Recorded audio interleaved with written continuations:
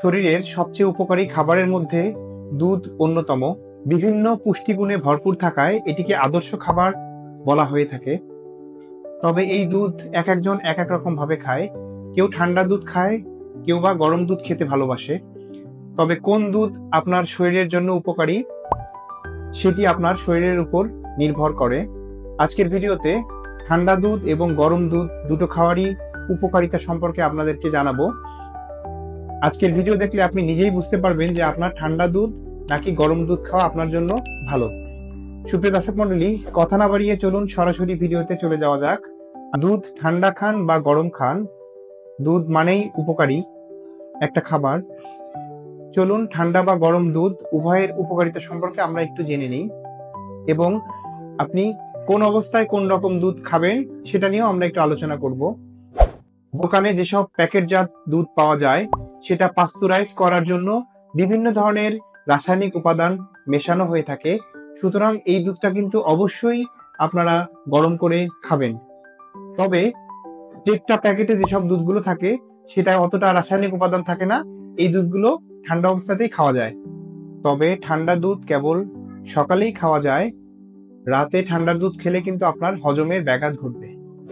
ঠান্ডা দুধ খাওয়ার আরেকটি উপকারিতা হলো এটি কিন্তু ওজন কমাতে সাহায্য করে। ঠান্ডা দুধের মধ্যে থাকা ক্যালসিয়াম বিপাক্রিয়া বাড়িয়ে দেয়, সুতরাং আমাদের বেশি ক্যালোরি পড়ে, এক্ষেত্রে কিন্তু আমাদের ওজনটা নিয়ন্ত্রণ বা কমতে সাহায্য করবে। তবে শীতকালে এবং ঋতু পরিবর্তনের সময় ঠান্ডা দুধ না খাওয়াই ভালো, এতে সর্দি কাশি সহ শ্বাসকষ্টের সমস্যা বেড়ে যেতে পারে। তবে যাদের ঘুমের সমস্যা আছে তাদের অবশ্যই ঠান্ডা দুধ পরিহার করে গরম দুধ খাওয়া উচিত।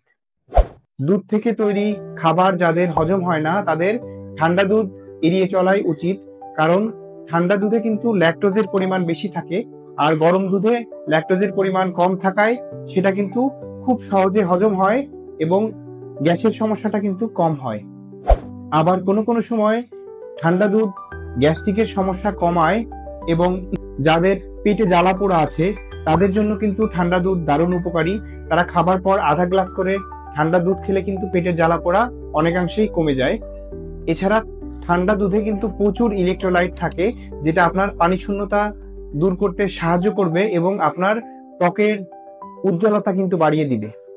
আবহাওয়া পরিবর্তন বা এমনিতেই যদি আপনি ঠান্ডায় আক্রান্ত হন তাহলে কিন্তু কুসুম কুসুম গরম দুধের মধ্যে মধু মিশিয়ে খেলে আপনি খুবই উপকার পাবেন। ঘুম না আসা খুব কমন একটা সমস্যা, এক্ষেত্রে ডাক্তাররা কিন্তু রাতে কুসুম কুসুম এক গ্লাস গরম দুধ খাওয়ার পরামর্শ দিয়ে থাকেন।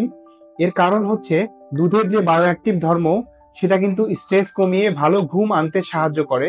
সুতরাং ভালো ঘুমের জন্য আপনি রাতে কুসুম কুসুম এক গ্লাস গরম দুধ খেতে পারেন।